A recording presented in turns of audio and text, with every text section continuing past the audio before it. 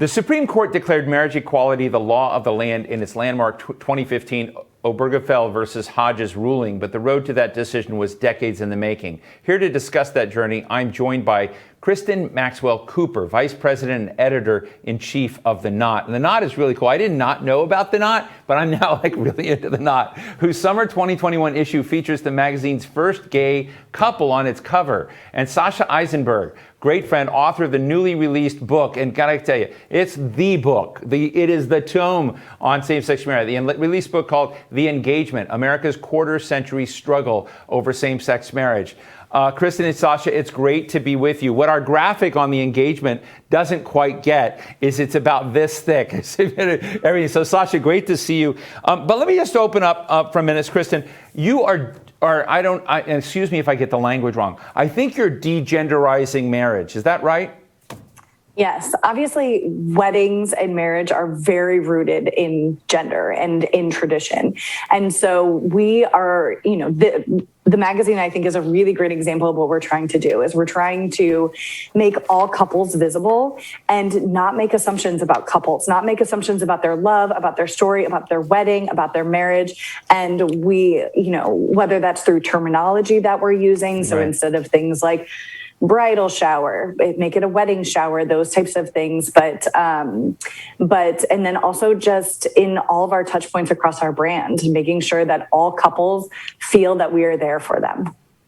I mean, before I jump to Sasha for a minute, because what Sasha outlines in his book is how the debate over same-sex marriage became transformative for the nation in terms of its, I don't know the terms of its capacity. It changed society. And in a way, The Knot and what you're doing is somehow a manifestation of these trends that I think but there's another side to it. My family's from Bartlesville, Oklahoma, right? It's not, there are a lot of progressives in Bartlesville, but there are a lot of non-progressives in Bartlesville. And most of them where Sasha did, they accept same-sex marriage, but they like bridal showers. Is there a way to degenderize and still let people be where they're at? In other words, can we coexist with frameworks and terminologies that show different pathways on marriage, which you're in this business, or do we all need to move to a one-size-fits-all? When we look at our content, when we look at things that we are writing for couples, what we're trying to do is not segment out our content, not write for LGBTQ plus couples for ideas and inspiration, and then ideas and inspiration for heterosexual couples.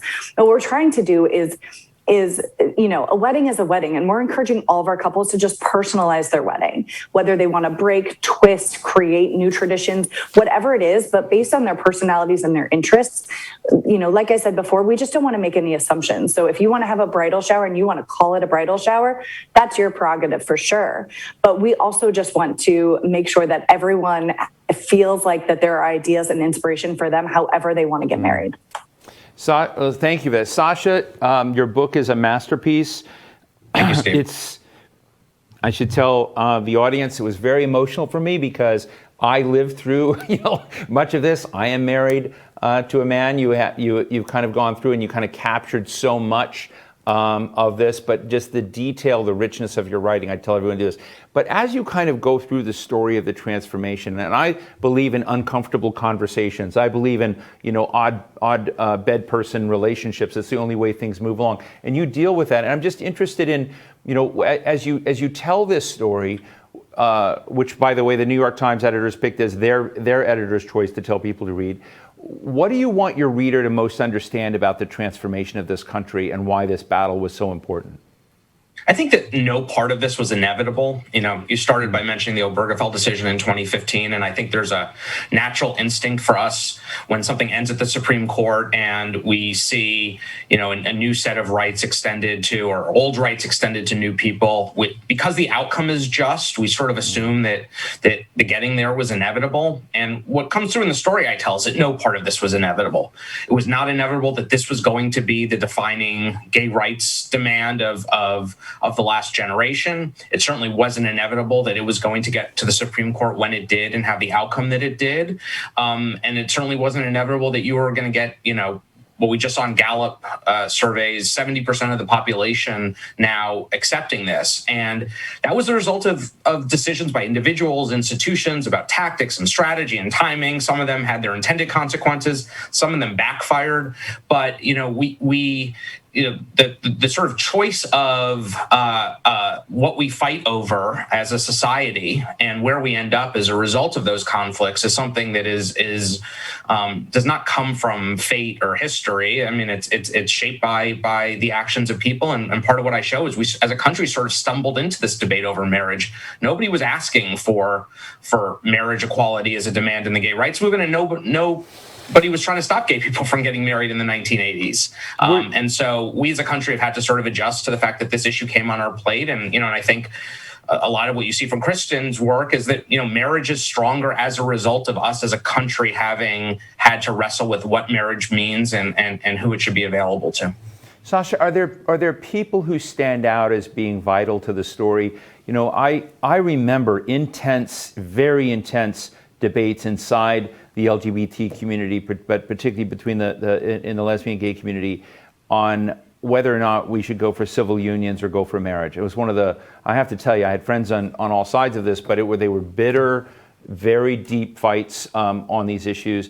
I remember very clearly the Sunday morning when Joe Biden kind of kicked open the door from a political perspective. That issue, and I'll tell the public because I know about it personally because I wrote about it, that issue of Joe Biden stepping in front of President Obama, it came as close to Joe Biden being kicked off the next ticket as any other thing Joe Biden had done. It had that sensitivity of him stepping forward on this. So I'm just interested in who some of the characters were that you sort of see as vital to the story, both positive and negative. Yeah, I mean, so, the book starts with a guy named Bill Woods, who was the gay rights activist in Honolulu in 1970s, 1980s. And he gets into a very petty rivalry for control of a Pride Planning Committee in 1989. And basically it spirals out of control. And in December 1990, he leads 3 couples into the Honolulu office of the Hawaii Department of Public Health. He's not a lawyer. He's misread the state's marriage law. He thinks that possibly these couples could get married legally. They don't. They get rejected, and they get handed to a local civil rights attorney, a guy named Dan Foley, who had done some work on gay rights issues, but was not a sort of part of the LGBT legal establishment by any means. And he launches a long shot lawsuit against Hawaii's law in 1991. And to the surprise of everybody, the Hawaii Supreme Court rules for the first court anywhere on earth to rule that the fundamental right to marriage could extend to same-sex couples in the spring of 1993. And that's the world we're living in now. The Defense of Marriage Act was sort of Congress's effort to insulate the rest of the country from this Hawaii being very, basically on the cusp of marrying gay couples. And so this issue sort of gets pushed into our politics by a combination of a local activist who does it almost by accident, by 3 couples who sort of take a gander on being part of this PR stunt, not knowing what they're getting into, a lawyer who files this constitutional challenge in the state. And we see all sorts of versions of that play out where people don't really know what they're doing. And the civil unions debate happened because Vermont Supreme Court basically came up with a version of a compromise ruling, and the Vermont legislature created this new institution out of nowhere, and all of a sudden politicians were being forced to deal with it. This is really a story of politicians being followers of public opinion rather than leaders, I think, and often an issue being sort of forced onto this is not an issue that started in Washington. This didn't start in any institutional building in any state capital. This was something that sort of got pushed onto the center of American politics from the periphery.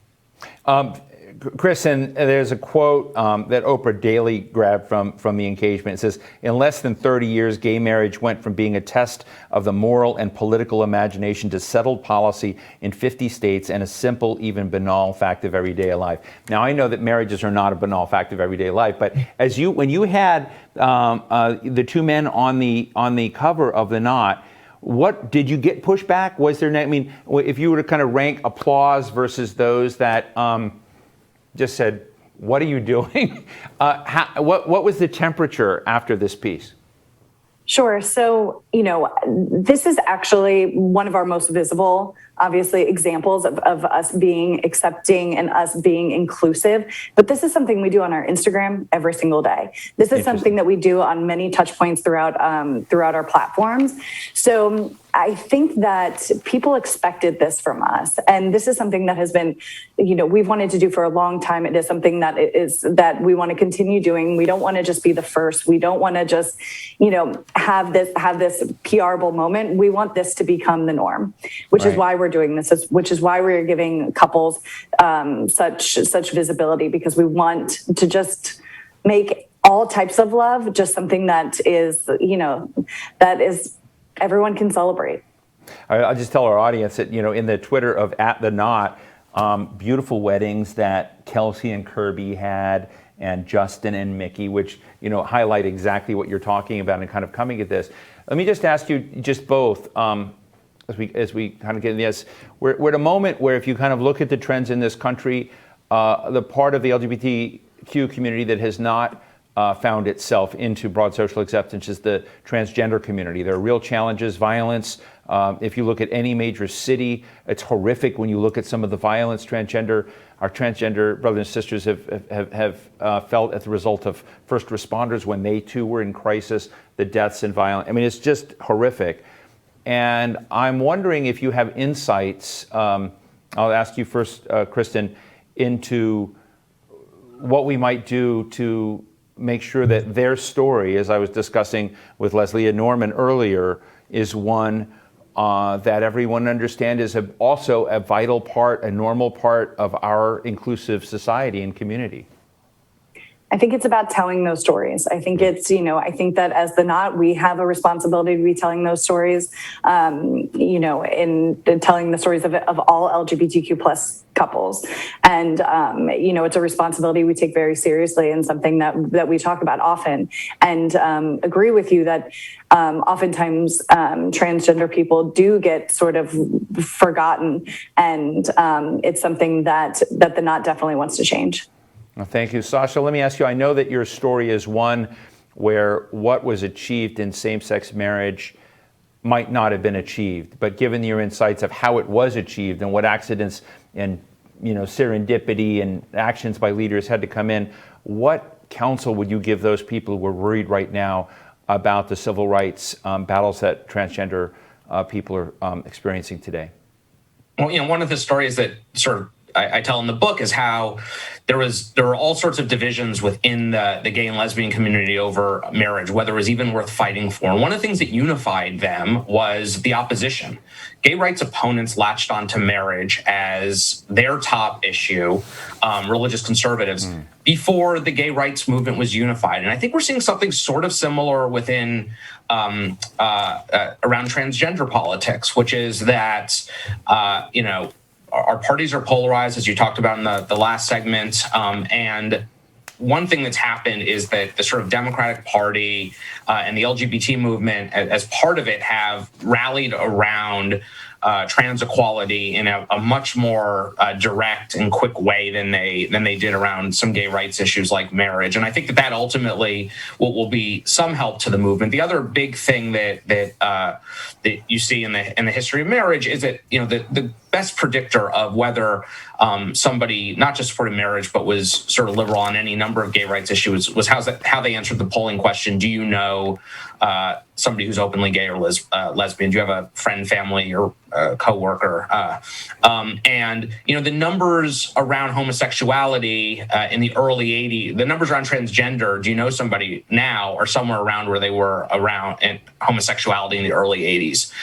And acceptance and political agreement sort of track that. And one thing that we see around political campaigns is they started working on ways within the sort of confines of campaigns to mimic the persuasive power of somebody knowing somebody in their real life who's gay or lesbian. And I think one thing that, people who are working on transgender related campaigns or efforts to move public opinion will be trying to do, similar to what Kristen's talking about in media, will be how do you go to people who might not have a friend or family member or coworker who's trans, but can you create in the sort of artificial setting of a campaign some sense of familiarity so that they identify with what that person is going through.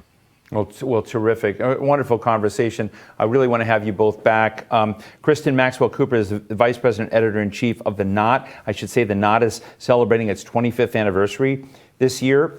And inclusivity and diversity is The Knot's #1 priority. And so go check out The Knot. But then all you got to go buy the engagement, America's Quarter-Century Struggle Over Same-Sex Marriage. It's an absolute masterpiece on this subject. Sasha Issenberg, thank you so much.